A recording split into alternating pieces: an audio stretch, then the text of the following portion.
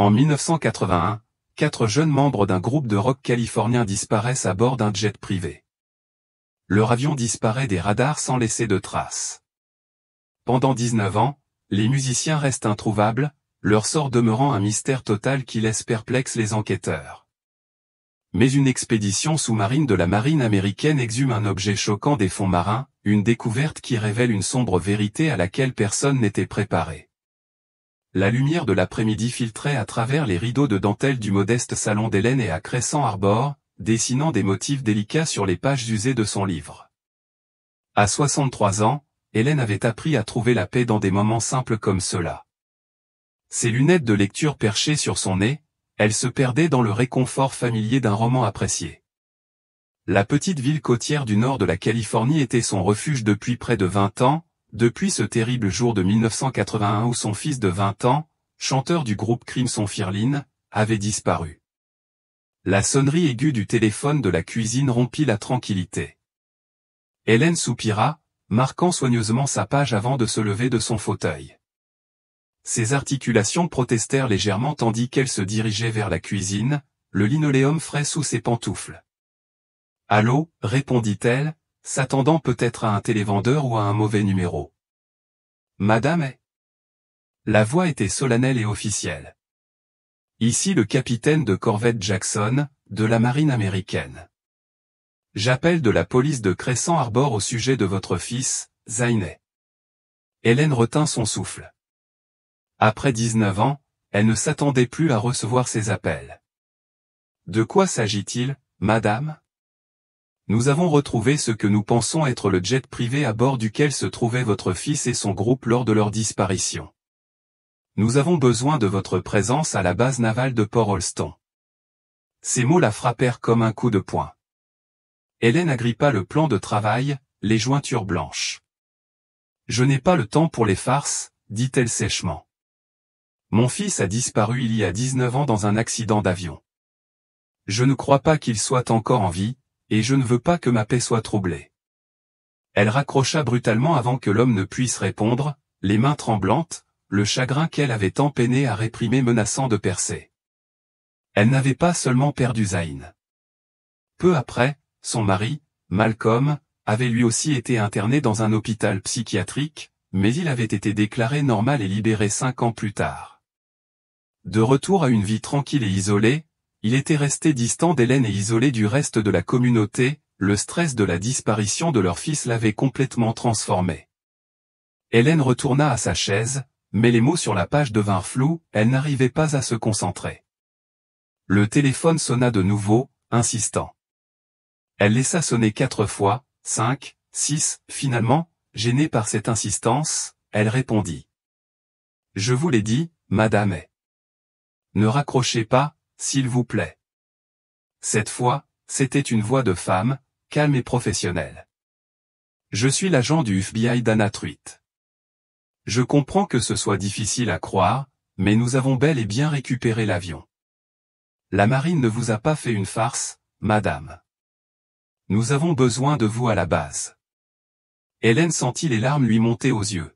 « Je suis désolée, murmura-t-elle. Je pensais.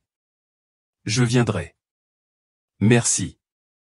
Madame, avez-vous besoin d'un moyen de transport? Non, je m'en sortirai. Hélène raccrocha et se prépara machinalement. Elle choisit une simple robe bleu marine et des chaussures confortables, ses mouvements étant automatiques, elle sortit de chez elle en direction de la gare. Une voiture familière s'arrêta. La vitre s'abaissa, révélant les visages burinés de Patricia et Donald Maddox. La voix de Patricia était chargée d'émotion. « Vous allez aussi à la base navale de Port Holston ?» Hélène hocha la tête, incapable de parler. Elle les reconnut immédiatement, malgré les années, leur fils avait été bassiste de Crimson Firlin. « Viens avec nous », proposa Donald en ouvrant la portière arrière. Hélène accepta avec gratitude et s'installa dans le siège en cuir. Patricia se tourna vers elle. Les Klein arrivent aussi, la tante et l'oncle de Derek. Ses parents sont décédés il y a 2 ans. Et les Marino et les cousins de Ricky seront là, ses parents sont morts de vieillesse. Le trajet dura quelques heures, ponctué d'un silence tendu, ponctué par les reniflements occasionnels de Patricia. Hélène regardait par la fenêtre, observant le littoral californien se perdre. Lorsqu'ils arrivèrent enfin à la base navale de Port Holston, la sécurité était débordante, personnel de la marine, agents du FBI, police locale, équipe de police scientifique et ceux qui semblaient être des scientifiques de l'expédition. L'agent Truitt les accueillit à l'entrée, son badge étincelant. Elle était plus jeune qu'Hélène ne l'avait imaginé, avec un regard perçant qui ne laissait rien passer. Merci à tous d'être venus. Je sais que c'est difficile. Elle les conduisit à travers la base jusqu'à un champ. Hélène retint son souffle en le voyant, l'avion à réaction exacte des photos de Malcolm. Son mari avait pris des photos avec leur appareil photo à pellicule avant le décollage du groupe, voulant immortaliser ce qu'il avait appelé leur carrière d'étoiles filantes. Il développa ces photos pour les souvenirs et les preuves policières. Maintenant, l'avion se tenait devant eux, tel un fantôme du passé. De la rouille zébrait son fuselage autrefois blanc, des algues pendaient des ailes comme des linceuls matinaux, et les rayures rouges autrefois si vives étaient maintenant passées au brun. Le docteur Martinez, responsable scientifique de l'expédition, s'est avancé. Nous étions en expédition écologique en eau profonde, explorant des sources hydrothermales. Notre sonar a détecté des reflets métalliques inhabituels, et lorsque notre caméra submersible a confirmé qu'il s'agissait d'un avion à plus de 4000 mètres de profondeur, nous avons immédiatement contacté les autorités. Il a fait un geste vers l'avion. La marine et le FBI ont collaboré pour le récupérer à l'aide d'une grue marine robuste de notre navire de recherche. L'épave était étonnamment intacte, porte scellée, fenêtre fissurée vers l'intérieur. L'état de conservation de la coque et du navire est remarquable. Hélène aperçut plusieurs sacs mortuaires disposés respectueusement sur des bâches près de l'avion. Son cœur se serra. C'est. L'agent Truitt hocha la tête d'un air sombre. C'est pour ça qu'on a besoin de vous ici, pour identification. Le docteur Martinez a ajouté, à des profondeurs extrêmes, avec peu d'oxygène, des températures froides et peu de perturbations, les corps se décomposent beaucoup plus lentement. Il est plausible qu'ils soient encore identifiables après 19 ans sous l'eau. Patricia Maddox saisit le bras de son mari. S'il vous plaît, il faut qu'on voie. Les fonctionnaires échangèrent un regard avant d'ouvrir soigneusement le premier sac. Le cri de Patricia résonna. Tran, mon bébé. Même après 19 ans, le pantalon rouge à imprimer léopard était reconnaissable. Tran Maddox, le bassiste aux tenues toujours extravagantes, fut immédiatement identifié. Le deuxième sac révéla Derek Klein, son gilet en cuir et sa boucle de ceinture distinctive confirmaient son identité. Sa tante et son oncle s'effondrèrent l'un contre l'autre en sanglotant. Les autres sacs contenaient des hommes qu'aucun d'eux ne reconnaissait ni le pilote, ni les hôtesses de l'air. Ils étaient vêtus de costumes coûteux, désormais défraîchis, mais suggérant toujours une certaine richesse. Les garçons étaient censés rencontrer une maison de disques et un producteur international, dit Hélène à voix basse. Un distributeur. Ces hommes faisaient peut-être partie de leur entreprise. Mon mari était le manager du groupe, mais il me donnait rarement des détails à l'époque même si je crois qu'il partageait tout avec la police. L'agent Rodriguez, qui s'est occupé du dossier initial des personnes disparues, a confirmé son récit. Malcolm est devenu violent et a reçu un diagnostic de troubles mentaux aigus peu après sa disparition. Il a été libéré 5 ans plus tard et est retourné à une vie de reclus. Nous avons essayé de le contacter, mais il a refusé de venir. L'équipe médico-légale est intervenue, photographiant et examinant les corps. Un technicien a levé les yeux brusquement. Blessures par balle, toutes les victimes présentent des traces de coups de feu. L'expression de l'agent Truitt se durcit. Il s'est passé quelque chose de terrible dans les airs. Ils ont probablement été tués à l'avant. L'absence du pilote suggère que l'avion était en pilotage automatique et qu'il a sauté en parachute. Hélène sentit une lueur d'espoir désespérée. Les corps de Zayn et Ricky ne sont pas là. Peut-être y a-t-il une chance. Ils sont encore en vie, c'est possible, a concédé l'agent.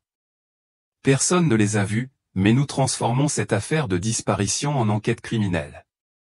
La presse arrivait comme des vautours, caméra et micro pointés vers l'avant.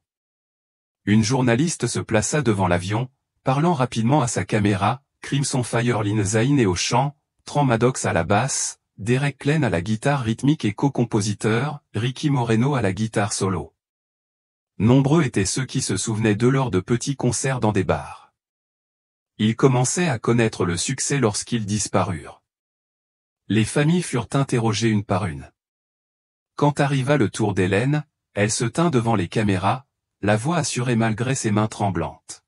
« J'avais perdu tout espoir, admit-elle, mais avec ces nouvelles preuves, je prie pour que la police en découvre davantage sur mon fils. » Elle regarda droit dans la caméra.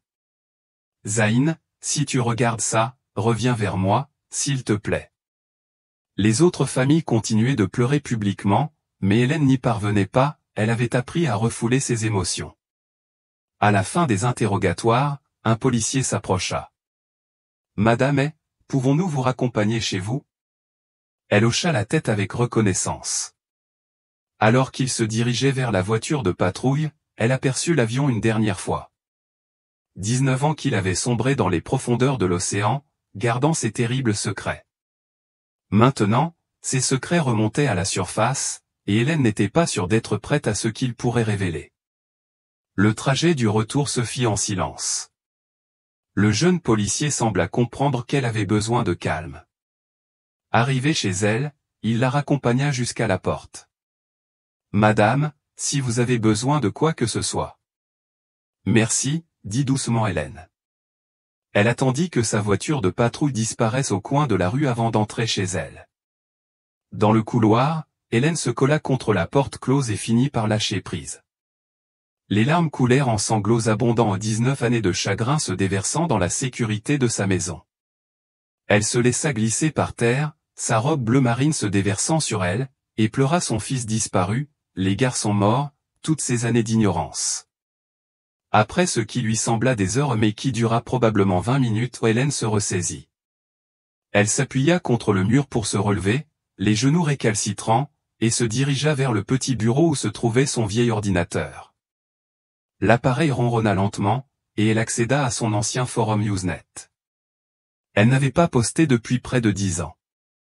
Le groupe de soutien aux familles de personnes disparues avait été sa bouée de sauvetage les premières années, mais elle avait fini par abandonner, incapable de supporter le cycle incessant d'espoir et de déception. Ses doigts tremblaient alors qu'elle tapait, ils ont retrouvé l'avion. 19 ans plus tard, la marine l'a sorti de l'océan. 2 des garçons étaient à l'intérieur, abattus. Monzé n'était pas là. Je ne sais pas quoi penser. Les réponses ont afflué. Certains lui ont offert prière et encouragement, d'autres, peut-être plus réalistes après des années d'espoir déçus, l'ont gentiment mis en garde contre les attentes excessives. Un message disait, « Hélène, après 19 ans, s'il te plaît, protège ton cœur. » Elle perdit la notion du temps à lire et à répondre, les noms d'utilisateurs familiers lui rappelant des souvenirs. Lorsqu'elle jeta enfin un coup d'œil à l'horloge, la panique la submergea, son rendez-vous chez le médecin était dans 45 minutes et le trajet en bus en durait 30. Hélène voulait aussi rendre visite à Malcolm chez lui, il méritait d'être informé pour l'avion, malgré leur relation tendue. Elle attrapa son sac à main et sortit précipitamment, marchant aussi vite que ses jambes vieillissantes le lui permettaient. Le bus démarrait juste au moment où elle atteignait l'arrêt. Elle fit un signe de la main frénétique, mais le chauffeur ne la vit pas frustrée, elle vérifia l'horaire, plus que 40 minutes avant le prochain. Un homme se tenait au fond de l'abribus, gardant ses distances mais l'observant attentivement. Il avait la cinquantaine, portait une veste délavée et un jean. Quelque chose dans son regard la mettait profondément mal à l'aise. « Belle journée, » dit Hélène, tentant de calmer la tension. L'homme ne sourit pas, son regard était froid, presque hostile. « Je t'ai vu aux infos ce matin, » dit-il sèchement. « Ton fils pensait qu'il était mort alors qu'il était, probablement en train de couler au fond d'une tranchée. » Hélène recula. « Quel est ton problème ? » Un autre bus approchait pas le sien.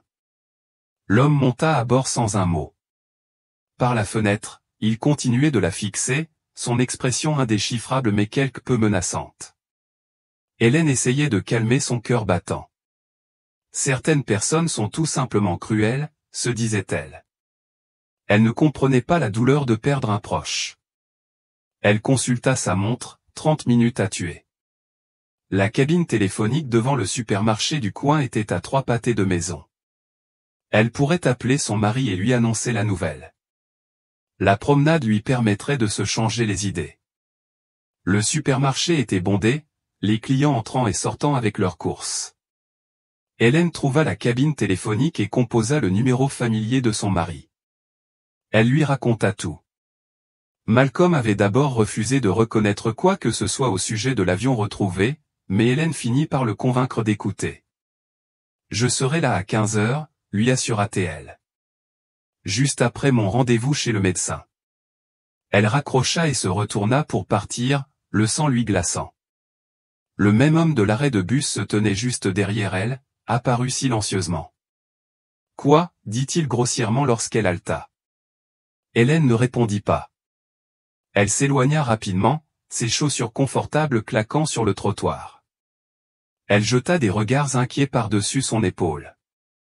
L'homme avait décroché le combiné du téléphone public, mais il la suivit du regard. Quelque chose clochait vraiment, ce n'était pas une coïncidence. Hélène accéléra le pas, soudain consciente de sa vulnérabilité ou une femme de 63 ans seule dans la rue. Les boutiques familières de Crescent Arbor lui semblaient soudain moins réconfortantes. Elle avait besoin de se mettre en sécurité, en compagnie de gens. Hélène poussa les portes automatiques du supermarché, se sentant immédiatement plus en sécurité parmi les clients du week-end. Le bruit familier des roues qui grinçaient et des scanners des caisses qui sonnaient l'aidait à se calmer.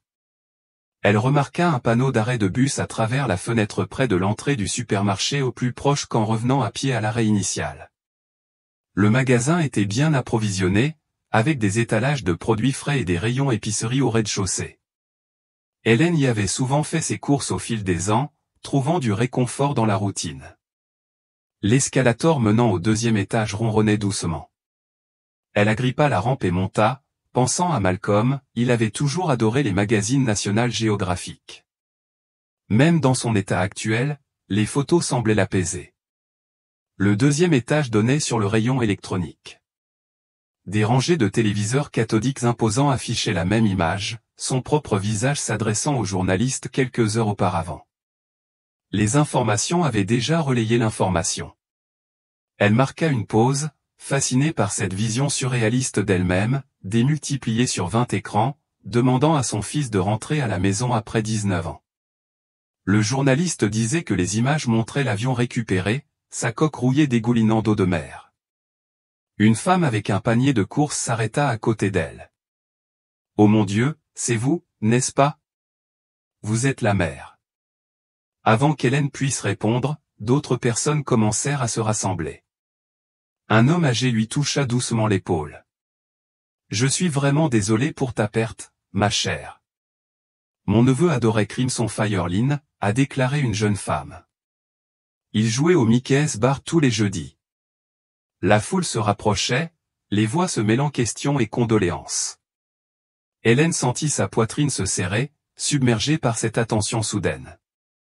Elle tenta de reculer, mais se retrouva coincée. « S'il vous plaît, laissez un peu d'espace à la dame », ordonna une voix ferme. Hélène leva les yeux, espérant la présence du personnel de sécurité du magasin. Mais l'homme de l'arrêt de bus se fraya un chemin à travers la foule. Avant qu'elle puisse protester, il lui saisit le poignet et l'entraîna. Son emprise était d'une force de fer malgré ses tentatives de résistance. « Qu'est-ce que tu fais » halta-t-elle. Il ne répondit pas et la dirigea vers un escalier de secours. La porte était marquée « Personnel autorisé uniquement », mais elle était légèrement entr'ouverte. Il la poussa et la tira à l'intérieur. La cage d'escalier était faiblement éclairée, les murs de béton résonnaient de leurs pas. Hélène libéra sa main. « Pourquoi me suivez-vous » L'expression de l'homme était froide et professionnelle. « Je ne suis pas votre sauveur, madame. Je suis là pour vous surveiller et vous délivrer un message. » Il s'approcha, et Hélène ? Adossée au mur, il siffla, « Si tu parles de ça à qui que ce soit aux polices, FBI, qui que ce soit ou ce sera la fin de tout. D'un geste vif, il la serra contre lui et lui pressa quelque chose de dur contre le ventre. Hélène baissa les yeux et vit le métal noir d'une arme.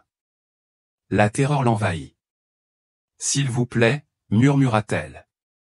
Si vous savez où est mon fils, s'il est vivant. Si tu parles, tu peux laisser passer cette chance, gronda Théil. Mieux vaut te jeter dans l'océan avant qu'il ne te trouve. L'homme qui m'envoie n'est pas aimable. L'esprit d'Hélène s'emballa. Comment puis-je savoir que tu sais vraiment quelque chose sur Zayn? L'homme l'observa, puis dit doucement, la fille du gardien de phare attend sur le rivage, comptant les étoiles qui tombaient. Le sang d'Hélène se glaça. Ces paroles provenaient d'une chanson que Zayn était en train d'écrire juste avant sa disparition. Il ne l'avait jamais terminée, jamais interprétée ou elle avait seulement entendu ces mots tard un soir, alors qu'il jouait la mélodie à la guitare acoustique. On sait tout, continua l'homme. Tes rendez-vous chez le médecin toutes les 2 semaines, tes courses du mardi, ton mari à Sunset Hills. On t'observe depuis des années. Mon fils est vraiment vivant, dit la voix d'Hélène. L'homme recula, tapotant son arme dissimulée. Taisez-vous. On se reparlera, mais si vous êtes imprudent, si vous en parlez à qui que ce soit, je n'hésiterai pas. Il vous arrivera malheur, à vous et à votre garçon. Il se retourna et descendit l'escalier, ses pas résonnant jusqu'à s'estomper. Hélène resta figée, puis s'effondra contre le mur. Des larmes ruisselaient sur son visage tandis qu'elle tremblait violemment, son cœur battant si fort qu'elle craignait de lâcher. La porte de secours s'ouvrit brusquement et un jeune employé du magasin jeta un coup d'œil à l'intérieur, l'inquiétude au visage. « Madame, vous allez bien? Vous ne devriez pas être ici. Vous avez besoin que j'appelle un médecin. » Hélène se força à se redresser. « Non, je vais bien. J'avais juste besoin d'un instant. » La reconnaissance se lut dans ses yeux. « Vous êtes la dame des informations. Je suis vraiment désolé pour votre fils. »« Merci », parvint à dire Hélène en le poussant. Elle avait complètement oublié le magazine National Geographic, tout ce qui comptait, c'était de partir. Elle trouva l'escalator et descendit rapidement, agrippant la rampe de ses mains crispées. La sortie du supermarché semblait à des kilomètres. À travers les portes vitrées, elle aperçut son bus qui approchait. Hélène se précipita dehors et se dirigea vers l'arrêt, mi-courant, mi-trébuchant. Les portes étaient déjà fermées, mais le vieux chauffeur la vit agiter désespérément la main. « S'il vous plaît, » halta-t-elle. Le chauffeur, un homme au visage aimable qui paraissait septuagénaire, rouvrit les portes. « Prends ton temps, ma chérie. » Hélène monta à bord, cherchant sa carte de bus à tâtons, les mains tremblantes.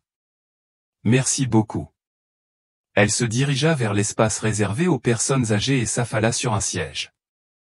Alors que le bus s'éloignait, elle jeta un coup d'œil au supermarché. Aucun signe de l'homme, mais ces mots résonnèrent dans sa tête, nous observons depuis des années. Si Zayn était vraiment vivant, qu'était-il devenu? Qui était cet homme, et quel prix devrait-elle payer pour le revoir?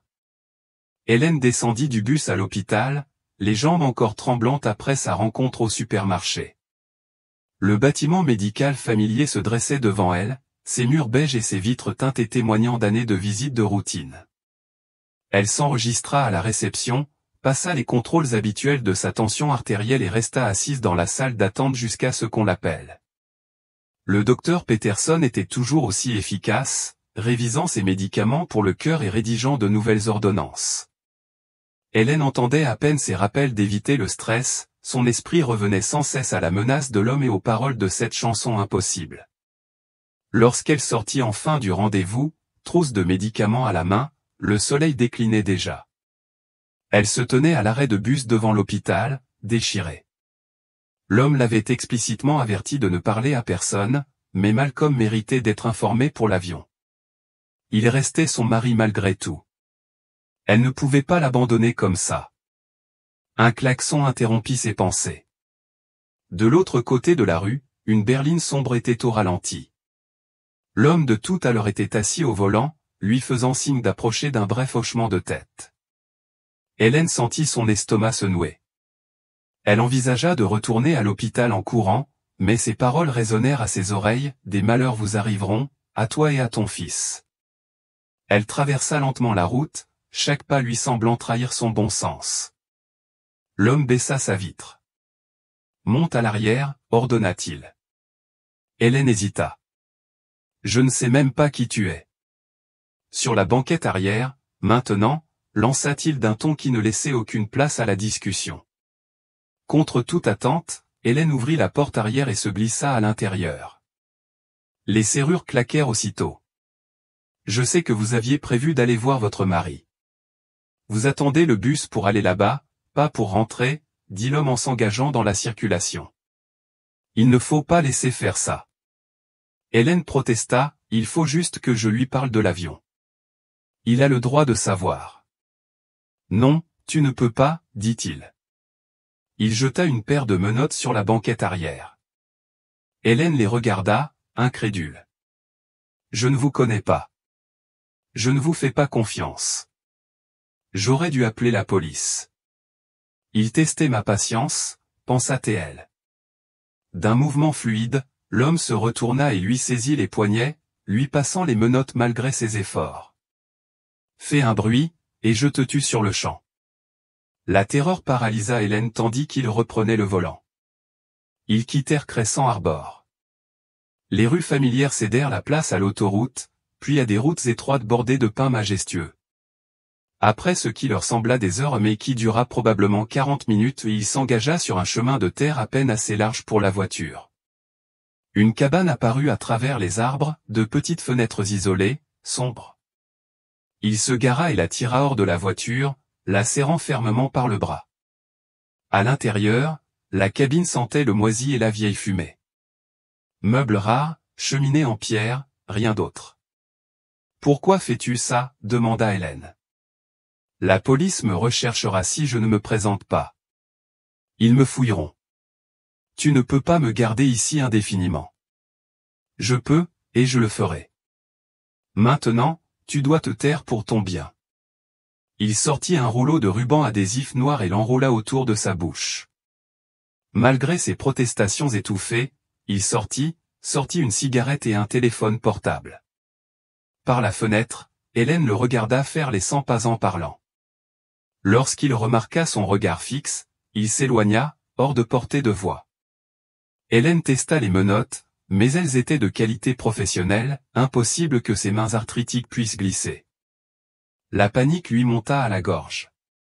Elle avait 63 ans, souffrait d'une maladie cardiaque et avait été kidnappée par un inconnu qui prétendait être au courant de la disparition de son fils. L'homme revint, écrasant sa cigarette sous sa botte. Il se dirigea vers le mur du fond et appuya sur ce qui ressemblait à une simple boiserie. Une section s'ouvrit, révélant un compartiment secret. Il en sortit plusieurs petits paquets emballés dans du plastique, chacun contenant de la poudre blanche. Les yeux d'Hélène s'écarquillèrent, elle savait exactement ce que c'était. Il lui arracha le ruban adhésif de la bouche. Elle haleta, « Qu'est-ce que c'est ? » « Il faut avaler ces paquets. Ce sont des drogues. » Hélène secoua violemment la tête. « Non. Je ne le ferai pas. Tuez-moi si vous le devez, mais je ne ferai pas ça. Pourquoi me faites-vous ça ? Je ne suis qu'une vieille femme en deuil qui mourra bientôt de toute façon. » L'homme déposa les paquets sur la table. « Je m'appelle Édric Canveau. J'ai affaire à votre fils. Si jamais vous voulez le voir, vous ferez exactement ce que je vous dis. »« S'il vous plaît, » supplia Hélène. « J'ai un problème cardiaque. Ça pourrait me tuer.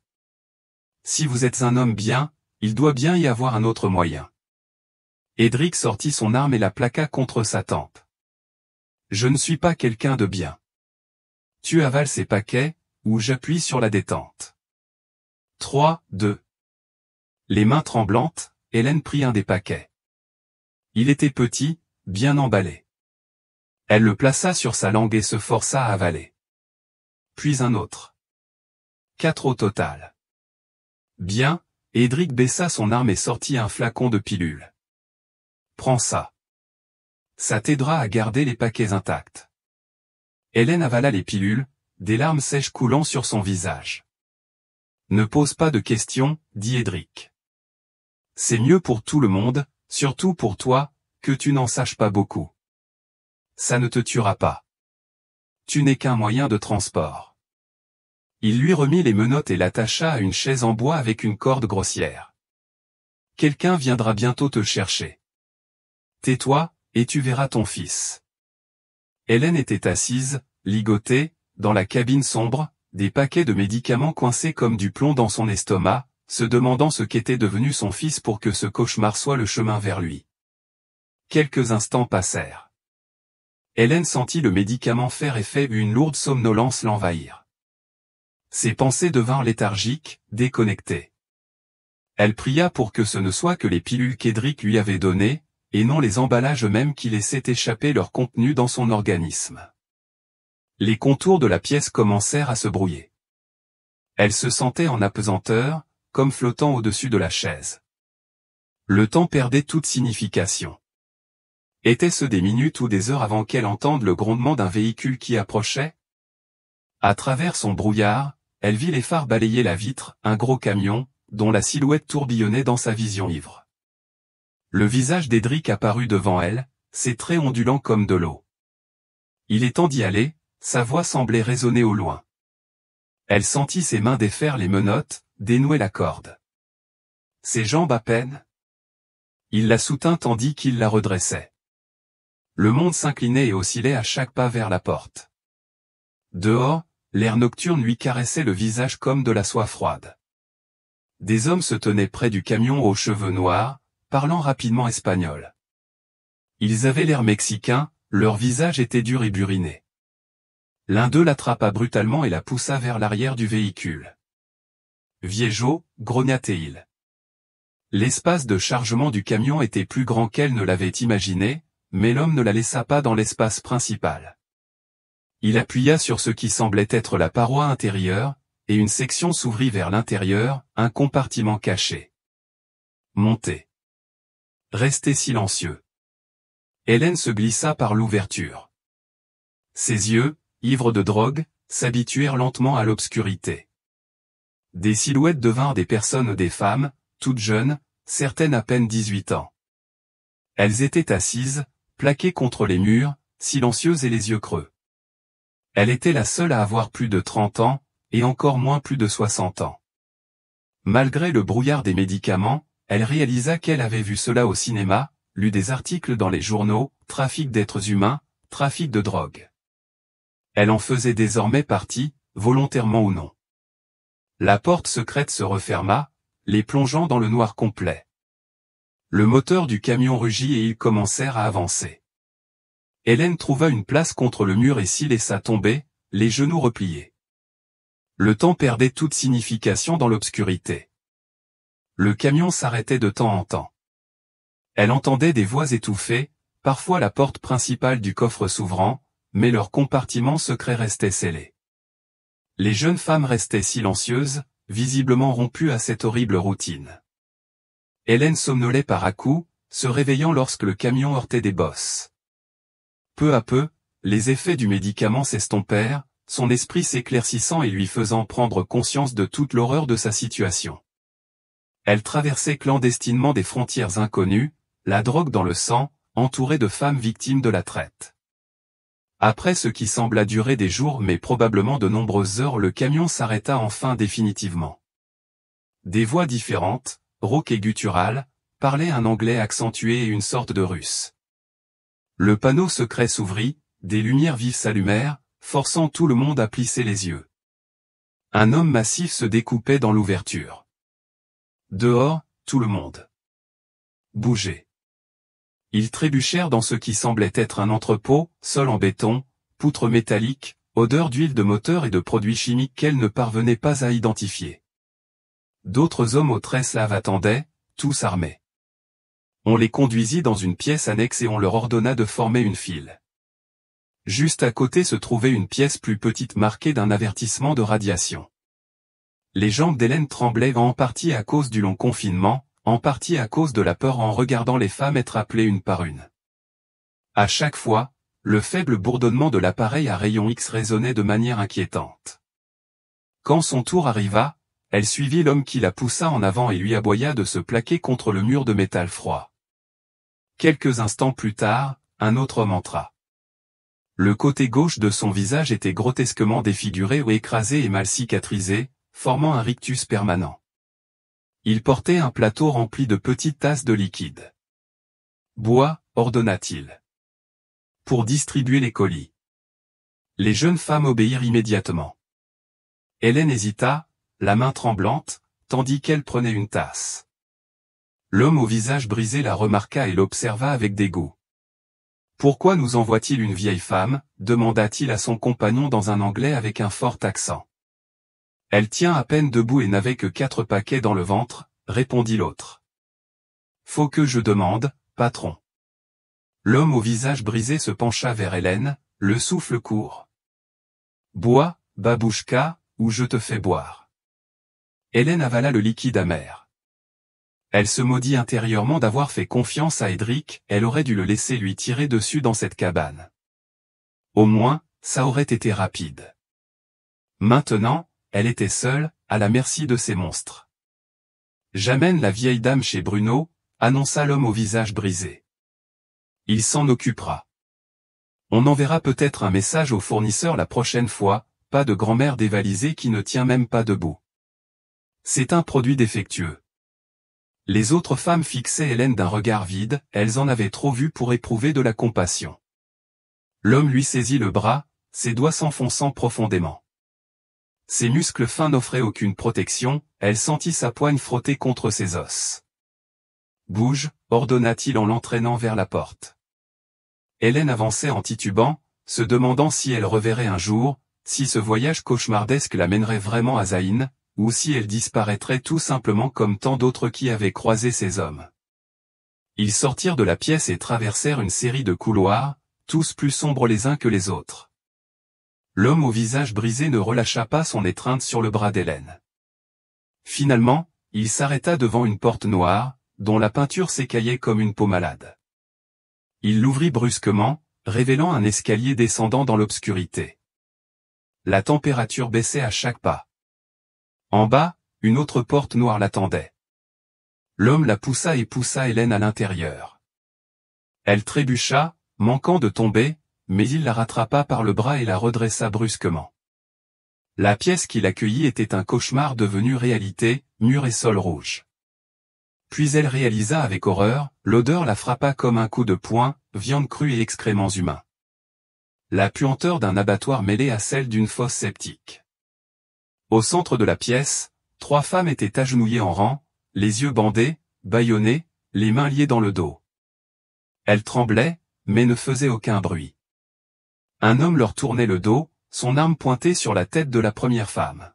« Gérald !»« Attends, où est Bruno ?» cria l'homme au visage brisé. « J'ai besoin qu'il s'occupe de ce fournisseur qui nous a envoyé une vieille femme pour une taupe. » L'homme appelé Gérald se retourna, et le monde d'Hélène bascula.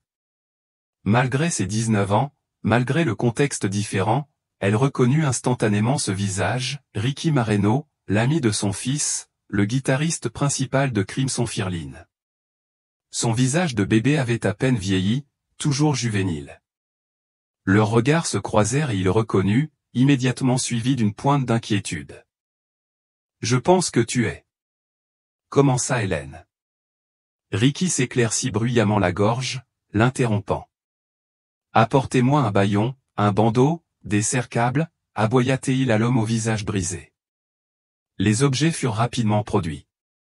Ricky se déplaçait avec une efficacité éprouvée, il bâillonnait d'abord Hélène, puis lui bandait les yeux, et enfin lui attachait les poignets avec des liens en plastique. Ses mains étaient fermes, professionnelles, rien à voir avec le gentil garçon qui jouait de la guitare dans son garage. « Je vais l'emmener chez Bruno », dit Ricky. « Laisse-le s'en occuper. » Il plaça l'arme dans la main de l'homme au visage brisé. Finissant avec ces 3-là. Même à travers le bandeau, Hélène sentait le plaisir de l'homme. « Eh bien, j'ai fini. » La main de Ricky se referma sur le bras d'Hélène, plus doucement que celle de l'homme précédent, mais toujours ferme. Il la guida vers ce qu'elle supposa être la porte derrière eux. Elle entendit des pas et le gémissement étouffé d'une femme. Il montait l'escalier lorsque le premier coup de feu retentit, puis le deuxième, puis le troisième, 3 exécutions précises. L'estomac d'Hélène se souleva, mais le bâillon l'empêcha de vomir, des larmes inondèrent le bandeau. Ricky la tirait sans cesse vers le haut, par la porte noire, jusqu'au couloir supérieur. Il marchait vite, mais sans panique, c'était sa routine. Hélène réalisa que l'ami de son fils, le garçon timide qui rougissait quand les filles lui adressaient la parole, était devenu comme ça. Ils remontèrent un autre couloir en silence. Hélène comptait ses pas, essayant de garder le cap, mais le bandeau rendait tout désorientant. Finalement, Ricky s'arrêta. Elle entendit une porte s'ouvrir, et il la guida à l'intérieur de ce qui lui sembla être un espace plus restreint, un bureau peut-être, à l'écart du rez-de-chaussée de l'entrepôt. L'horreur de ce qu'elle avait vu, combinée au choc de voir Ricky, lui fit perdre pied. Si Ricky était là, vivant et travaillant pour ces monstres, alors peut-être que Zayn l'était aussi. Ils entrèrent dans la pièce et Gérald s'arrêta. Il frappa à une porte intérieure 3 coups secs, un silence, puis 2 autres. Hélène entendit des serrures tourner à l'intérieur. La porte s'ouvrit et elle fut poussée à l'intérieur. « Assieds-toi », ordonna Ricky. Hélène s'installa prudemment dans ce qui ressemblait à un fauteuil en cuir. Toujours aveuglée et ligotée, elle entendit la porte se refermer. Puis des mains se posèrent sur son visage, retirant le bâillon. Elle respira profondément. Les attaches furent ensuite coupées, libérant ses poignets. Enfin, des doigts froids soulevèrent le bandeau. Hélène cligna des yeux sous la lumière fluorescente et son cœur s'arrêta. Zayn s'agenouilla devant elle, son fils après 19 ans. Les mêmes longs cheveux ondulés, pourtant désormais striés de gris prématuré, la même peau pâle que des inconnus avaient souvent prise pour de l'albinisme, les mêmes lèvres charnues et les mêmes yeux enfoncés au plus vieux, plus durs, mais indéniablement années. Zané ? La voix d'Hélène se brisa. C'est vraiment toi. Elle se tourna vers Ricky, confirmant ce qu'elle soupçonnait. Tu es Ricky, n'est-ce pas? Edric a tenu sa promesse? Zayn dit doucement, cet homme n'est pas moins diabolique qu'Alex Okaloff. Hélène parcourut le bureau du regard. Une plaque sur le bureau indiquait « Directrice ». Son estomac se serra. Que s'est-il passé? Vous travaillez tous les deux pour ces gens? Pas le temps de s'expliquer, dit Zayn d'un ton pressant.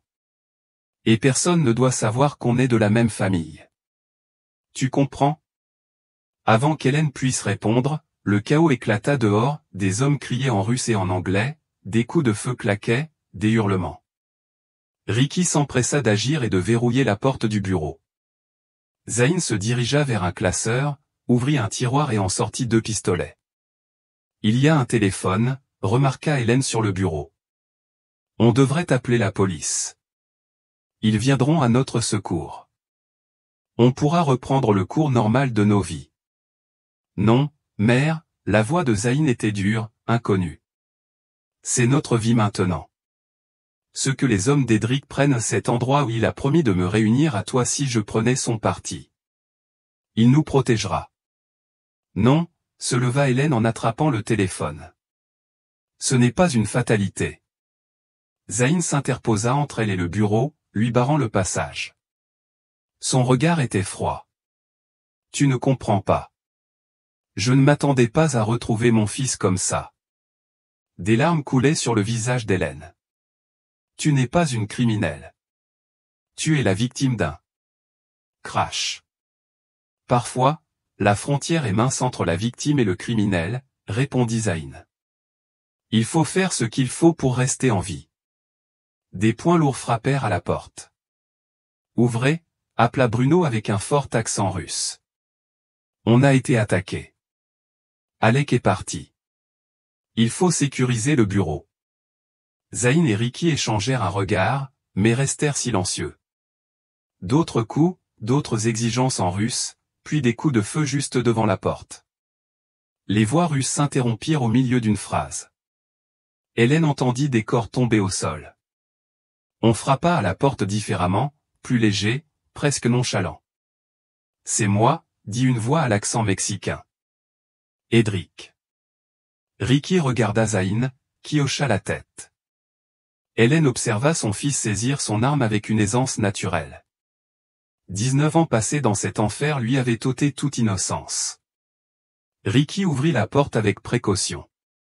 Edric Canveau entra précipitamment, la chemise éclaboussée de sang, l'odeur âcre de la poudre à canon lui imprégnant les entrailles. Il referma la porte derrière lui et tira les verrous. « C'est fait », annonça Edric en essuyant la sueur de son front. « Mes hommes et moi avons respecté notre part du marché. Cet empire est à moi, désormais. » Il regarda Zayn droit dans les yeux. « Je veux votre loyauté, à tous les deux. J'ai été très bon avec Alec dans son bureau. Je lui ai mis 3 cacahuètes dans la tête. Alec Suloff nous avait promis la gloire, continua Edric. Il a dit que si on trafiquait de la drogue et qu'on blanchissait de l'argent grâce aux tournées, il ferait de nous des stars. Mais il n'a jamais tenu sa promesse, il m'a gardé comme manager pendant qu'il couchait avec des filles et comptait de l'argent. » Les yeux d'Edric brillèrent. « Je ne suis pas comme Alec. Comme on en a discuté, je vais continuer cet empire, mais je vais aussi faire de vous un vrai groupe à nouveau, vous donner la célébrité que vous méritez. Ne vous souciez pas de la drogue, transférez-moi juste cet argent puant. C'est votre part du marché. » Ricky s'avança. « Tu n'as pas amené mes parents. »« Ils sont tous les deux morts, » dit Edric sans détour. « Morts depuis des années. Mais j'ai tenu ma promesse envers Zayn, j'ai amené Hélène. » Ricky parut effondré. « Je n'ai pas aimé ce que tu as fait à ma mère, l'utiliser comme une mule, lui faire avaler des paquets. Mais à quoi pensais-tu? Ta mère allait rendre visite à ton père, rétorqua Edric. Qu'est-ce que tu attendais de moi? Si elle lui avait dit quoi que ce soit, il aurait appelé Alec et aurait fait capoter toute l'opération. Notre plan aurait été à l'eau de rose. Il fusilla Hélène du regard. Et si je ne lui avais pas fait avaler ses paquets, elle ne serait pas ici, dans ton bureau. Elle aurait pu finir à l'incinérateur. Son regard s'attarda sur elle avant de se tourner à nouveau vers Zayn. Elle était tellement difficile à convaincre. Elle me rappelle quelqu'un que je connais. Il plissa les yeux. J'imagine qu'aucun d'entre vous n'a réalisé que la police avait déjà retrouvé l'avion ce matin. C'est vrai, demanda Ricky, choqué. On n'a pas encore eu de nouvelles. Hélène prit la parole, la voix tremblante.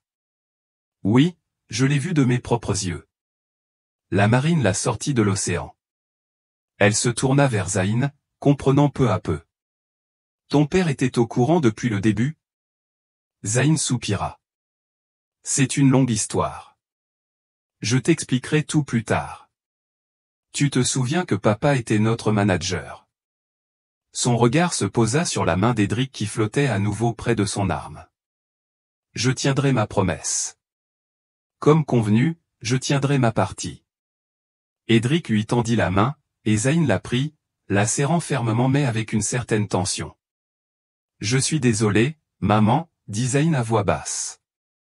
Mais comme ça, on pourra être à nouveau ensemble et en sécurité. Hélène serra les lèvres sous le poids de la trahison. Ses genoux cédèrent et elle se rattrapa contre la table. Pendant toutes ces années, elle avait cru que Malcolm avait été brisé par le chagrin, mais elle comprenait maintenant que son séjour en hôpital psychiatrique avait été une évasion calculée. Une fois libéré, il était rentré discrètement chez lui, esquivant la police et ses questions. L'homme qu'elle avait épousé ou le père de son enfant avait été l'artisan de ce cauchemar. Et maintenant, elle perdait aussi son fils. Les 3 hommes commencèrent à discuter de logistique, élimination des corps, équipe de nettoyage, quels hommes d'Alec pouvaient être retournés et lesquels devaient être éliminés. Ils évoquèrent le meurtre avec désinvolture, comme s'ils préparaient une fusion d'entreprises. Le regard d'Hélène se posa sur le téléphone posé sur la table, juste derrière elle. Le numéro de l'agent d'Anna Trui était gravé dans sa mémoire. Pendant que les hommes complotaient, elle s'approcha lentement du bureau. Ses doigts se refermèrent sur le combiné, elle le décrocha silencieusement et commença à composer. Non, Edric la repéra et sortit son arme. Zayn se précipita vers le téléphone, essayant de l'arracher des mains d'Hélène. Mère, ne. Mais Hélène s'accrocha désespérément. Elle entendit la communication se connecter, la voix de l'agent Truy, FBI, Truy à l'appareil. Le doigt d'Edric se serra sur la détente. Tout se déroula au ralenti. Ricky chargea Edric, le coup partit. Zayn se jeta entre sa mère et la balle. L'impact fit tournoyer Zayn, le sang lui maculait la poitrine lorsqu'il s'effondra dans les bras d'Hélène. À l'aide, hurla Hélène au téléphone. Aidez-nous. Ricky percuta Edric, faisant voler l'arme au sol. D'un mouvement fluide, Ricky la ramassa et tira, 1, 2, 3, 4, 5. Les coups étaient précis, concentrés dans la poitrine et la tête d'Edric. Edric s'effondra, le sang ruisselant sous lui. Ricky prit le téléphone des mains tremblantes d'Hélène. Voici Ricky Moreno, dit-il rapidement. Je suis l'un des membres disparus du groupe, le guitariste principal de Crimson Firlin. Je suis ici avec Zaynet, notre chanteur, et sa mère, Hélène. Il a été blessé par balle, il saigne abondamment. Alex Sakhalov est mort, mais les hommes d'Edric sont toujours là. Envoyez une équipe tactique immédiatement, les unités sont en route. Trouvez un endroit sûr et barricadez-vous, dit l'agent Truy. Ricky raccrocha et commença immédiatement à renforcer la porte, traînant un lourd classeur devant. Hélène berça Zayn par terre, pressant ses mains contre la blessure tandis que du sang coulait entre ses doigts au chaud et terrifiant. Reste avec moi, supplia-t-elle. S'il te plaît, bébé, reste avec moi. Dehors, ils entendirent des sirènes approcher au pas seulement quelques-unes, mais ce qui ressemblait à une flotte entière. L'entrepôt explosa de coups de feu tandis que les équipes tactiques attaquaient les criminels restants. Hélène appuyait sur la blessure, les mains couvertes du sang de son fils, priant plus fort que jamais, implorant Dieu d'épargner son enfant. Les coups de feu s'intensifièrent, puis s'éteignirent peu à peu. Des minutes qui semblèrent des heures s'écoulèrent avant qu'une voix ne crie à travers la porte, équipe tactique du FBI au bâtiment sécurisé. Ricky déplaça le classeur et déverrouilla la porte. Des agents tactiques en tenue de combat affluèrent. On a besoin de médecins, cria l'un d'eux en voyant le sang. As-tu vérifié la salle rouge souterraine, demanda Ricky avec urgence. L'incinérateur est hors service, a confirmé un agent. L'ensemble de l'installation est sécurisé. Les ambulanciers sont arrivés en trombe avec des civières. Ils ont doucement mais rapidement écarté Hélène et ont commencé à s'occuper de Zayn. Une autre équipe a examiné Edric, mais il était clair qu'il était irréparable. Il est décédé, a annoncé un ambulancier. Plusieurs blessures par balle à la tête et au torse, perte de sang importante. Un policier s'est approché de Ricky. Qui lui a tiré dessus? Je l'ai fait, répondit Ricky d'un ton ferme. Ils allaient tous nous tuer. Ils soulevèrent Zayn sur le brancard. Hélène le suivit, ses mains tachées de sang tremblant tandis qu'il traversait l'entrepôt. Elle vit les conséquences de la bataille, des corps recouverts de draps, des marqueurs de preuves, des agents du FBI documentant tout. Après 19 ans d'interrogation, elle avait retrouvé son fils, mais à quel prix? Ils furent conduits hors de l'entrepôt dans la fraîcheur de la nuit. Le parking était rempli de véhicules d'urgence, ambulances, voitures de police, fourgons du FBI, les lumières rouges et bleues colorant tout de couleurs changeantes. Les ambulanciers chargèrent le brancard de Zayn dans une ambulance, tandis qu'une autre équipe plaçait le sac mortuaire d'Edric dans un autre véhicule. Hélène a vu l'agent d'Anna Truy sortir d'un SUV noir, elle devait juste arriver, le bureau de terrain du FBI était clairement plus loin que la base de l'équipe tactique locale. Madame a appelé un ambulancier d'urgence, nous devons partir maintenant, chaque minute compte. Dana s'approcha en courant. Vas-y, dit-elle fermement. Je te retrouve à l'hôpital. On prendra la déposition de Ricky ici. Hélène se tourna vers Ricky, les mains libres, mais la posture était irrésistible. À plus tard, Ricky. On se parlera. Je ferai ce qu'il faut. Je le jure, promit Ricky, la voix épaisse. Merci, murmura Hélène. Elle monta dans l'ambulance, les portes claquèrent et ils sillonnèrent les rues à toute vitesse, sirène hurlante. Un ambulancier s'occupait de Zayn, vérifiant ses constantes et ajustant ses perfusions. Hélène s'agrippa à la banquette, observant le visage pâle de son fils. À l'hôpital, tout s'est déroulé dans un chaos contrôlé. Zayn a été emmené aux urgences, tandis que le corps d'Edric était emmené à la morgue. Hélène s'est retrouvée dans une salle d'attente sous une lumière fluorescente intense. Son cœur battait dangereusement fort. Le docteur Peterson l'avait mise en garde à plusieurs reprises contre le stress lié à son état. Elle s'efforçait à respirer lentement et régulièrement. Elle devait rester forte pour Zayn. Une soudaine crampe abdominale la fit halter. Le médicament de l'entrepôt faisait effet. Elle fit signe à une infirmière. « J'ai avalé des paquets de médicaments, dit-elle d'un ton pressant. Il faut que je les lui donne. » Les yeux de l'infirmière s'écarquillèrent. « Viens avec moi, tout de suite. » Ils ont emmené Hélène en urgence dans une salle spécialisée. L'infirmière a enfilé des gants et rassemblé du matériel, un bassin hygiénique, des sacs de preuves et du matériel médical. « Nous devons récupérer tout cela en toute sécurité, a-t-elle expliqué. Les emballages pourraient se rompre s'ils ne sont pas manipulés correctement. Hélène était positionnée au-dessus du bassin. L'infirmière la surveillait attentivement tandis que son corps expulsait les paquets un par un. Chaque paquet était soigneusement récupéré avec des forceps, inspecté pour déceler tout dommage et placé dans des sacs de preuves. L'opération était humiliante mais nécessaire, 4 paquets furent récupérés, tous intacts. L'infirmière documenta tout. Par la suite, Hélène a été admise en observation. Elle a expliqué son insuffisance cardiaque congestive à un stade précoce à l'équipe médicale. Ils ont effectué des ECG, des prises de sang et l'ont surveillée attentivement. Le stress avait effectivement mis son cœur à rude épreuve, mais son état était stable. Quelques heures plus tard, alors qu'Hélène était allongée dans son lit d'hôpital, l'agent d'Anna Trui arriva avec son partenaire. Les médecins nous ont tenus au courant, dit Dana doucement. Edric Canveau est décédé d'une hémorragie massive, de multiples blessures par balle et un traumatisme au torse. Zayn, il est vivant, mais dans le coma. Il a eu 2 arrêts cardiaques pendant l'opération, mais ils l'ont ramené à la vie. Son état est critique mais stable, il a perdu énormément de sang. Il est vivant, nous a dit Ricky. Il a été totalement coopératif. Voulez-vous savoir ce qui s'est passé en 1981 ? Hélène hocha la tête. Mon fils n'a jamais eu l'occasion de s'expliquer. Dana sortit ses notes. D'après Ricky, votre mari Malcolm était leur manager. Il a invité le groupe à ce qu'il a appelé un voyage de célébration en jet privé, leur promettant un contrat avec un distributeur international. Elle marqua une pause. Mais à bord, ils rencontrèrent Alex Sulofov.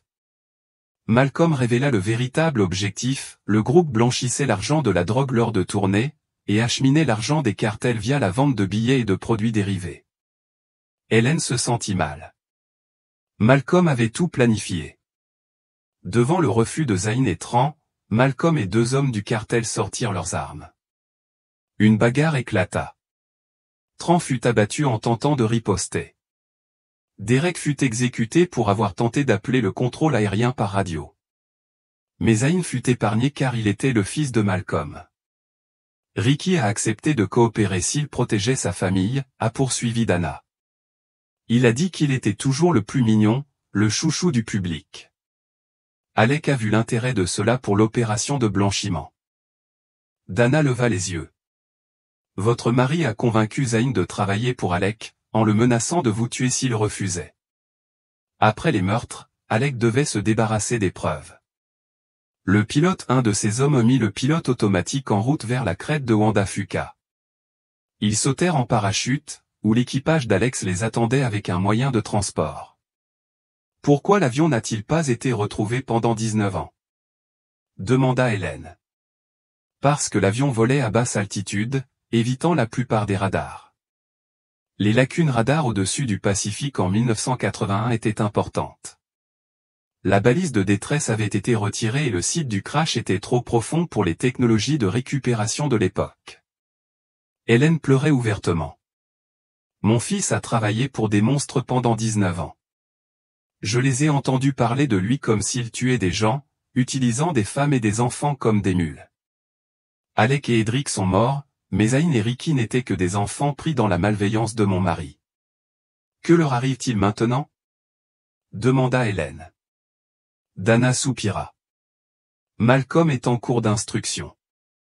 Les années qu'il a passées à éviter les interrogatoires sous prétexte d'instabilité mentale ne le protégeront plus. Nous allons porter plainte.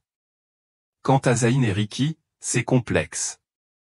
Les procureurs pourraient les accuser de crimes consentants, mais nous insistons sur le fait qu'il s'agissait de victimes contraintes. Le tribunal considérera qu'il s'agissait d'adolescents menacés de mort par leurs proches. La coopération de Ricky est d'une aide précieuse. Avec une bonne représentation, il pourrait bénéficier d'une réduction de peine, voire d'une immunité, pour avoir témoigné contre l'organisation. Hélène dit doucement, les parents de Ricky sont morts il y a des années.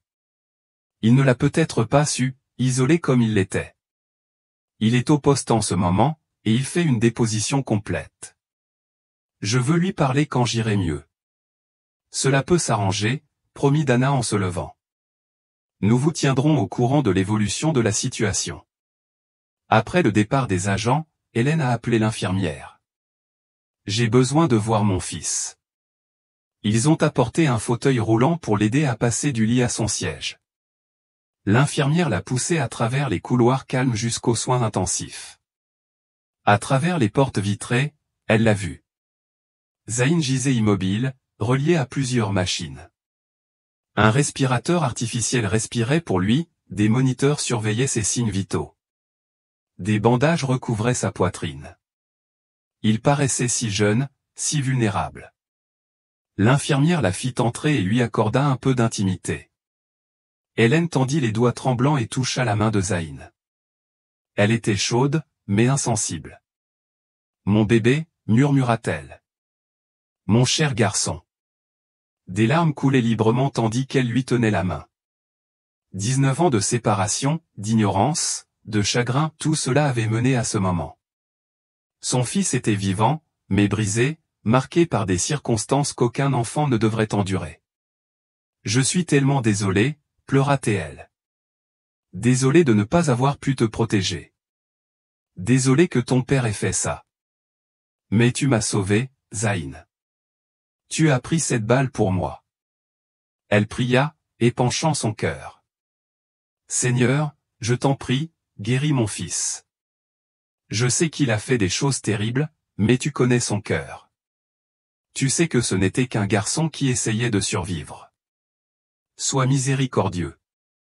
Fais-le se réveiller. Donne-lui une chance de se racheter. Hélène serra doucement la main de Zayn. Je me battrai pour toi, promit-elle. C'est ton père qui devrait payer pour ses crimes, pas toi. Tu étais une victime, mon chéri, mon brave garçon perdu qui a fait ce qu'il devait faire. Les machines émettaient des bips réguliers, marquant le pas. Zayn restait immobile, plongé dans le coma. Mais Hélène restait, lui tenant la main, enfin réunie avec son fils après 19 ans de questions. Elle avait des réponses. Après 19 ans d'absence, elle avait une présence. Ce n'étaient pas les retrouvailles dont elle avait rêvé, mais elles étaient bien réelles. Elle resterait assise là aussi longtemps qu'on la lui permettrait, veillant sur l'enfant qu'elle avait perdu et retrouvé, priant pour un autre miracle, qu'il ouvre les yeux et l'appelle à nouveau mère.